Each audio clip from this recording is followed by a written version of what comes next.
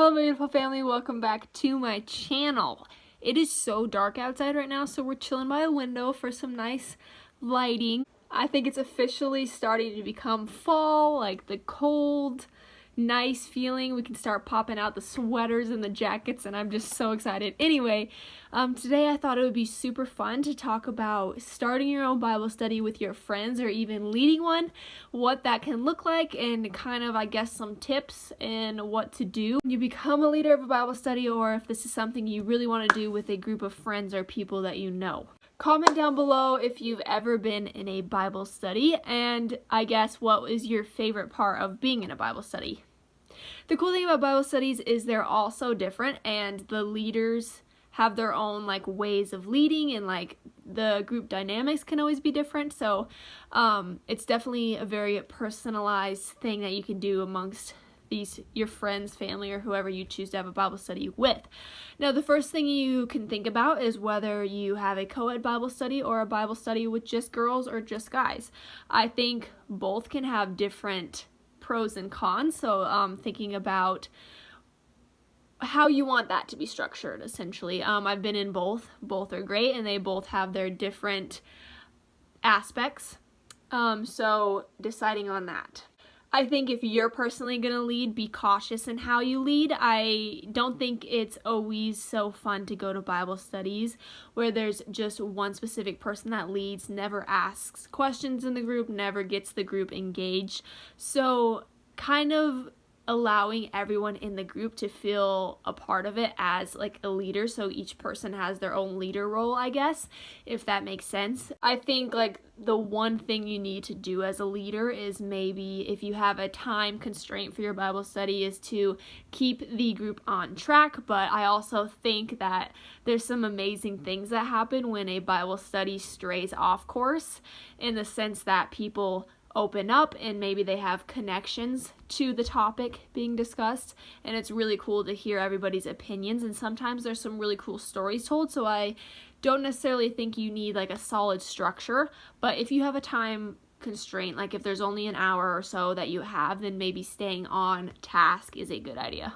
Make sure it's centered around the Bible and God. Yes, it can go off in other directions in the sense of people sharing stories and different topics that relate, but I think Jesus should be the center of the reason why you're meeting, I guess, if you're going to call it a Bible study.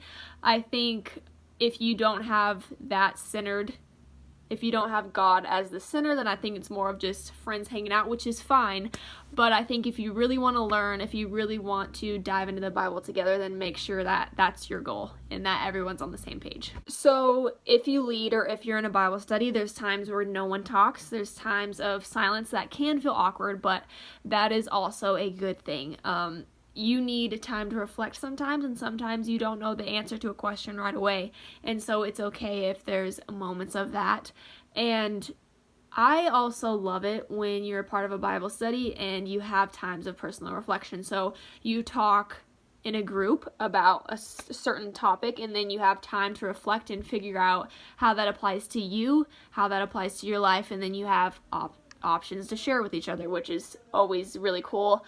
Of course, not everyone, you don't ever want to force anyone to share, but it's really cool when they do share. Something that could be super fun and very impactful is prayer requests. So either before or after the Bible study ends, you can go around and ask people if they have anything that needs to be prayed for. And it's really cool to think about when you're struggling through something, that you have these group of people that you know are praying for you. That can be super powerful and really help you through some hard times. I think it's important to make sure the time that you meet is flexible. So if you're going to get a group of your friends together, maybe create a poll or a vote, or figure out what schedule works the best and then stick to it. I've been in Bible studies before that work best when it's a certain day of the week and a certain time, and it stays consistent every single week. So then you know when your Bible study comes, and you know how to plan it in your schedule. And once again, it's very flexible in how you guys want to do it. You can do it every single week, twice a month, once a month, whatever you guys want to do. I think also, depending on how close you are to the people in your Bible study, it can be better to meet in a public place. Sometimes it's a little intimidating if you don't know the person very well to go into their home and kind of like, I guess, I don't know. It's just, sometimes it can be helpful to meet in a public place, or even a place that's in between everybody's homes so that it's convenient for everyone and then they're more likely to show up. But ultimately, just have fun with it. I think it's important that when you're reading the Bible, learning about God, that you can have fun and that you can talk it out with people, and that you don't feel so. And plus, some of this stuff is really hard to understand, so I think asking a lot of questions, knowing that probably everyone has the same question, so being okay to ask a question, and also maybe talk to the people that you want in your Bible study and see what topics they want to study, and giving everyone a say, I guess. I think it will work the best. But yes, so if you are thinking about leading a Bible study, or if you want to be a part of a Bible study, or you're just looking for that community, I hope this video helps, and I hope that you have the opportunity to do so. It's always so fun, even if it's a Bible study with your dog. I think that's cool. But thank you guys so much for watching. If you liked it, please give it a thumbs up, and I'll see all your beautiful faces sometime this week. Alright, bye.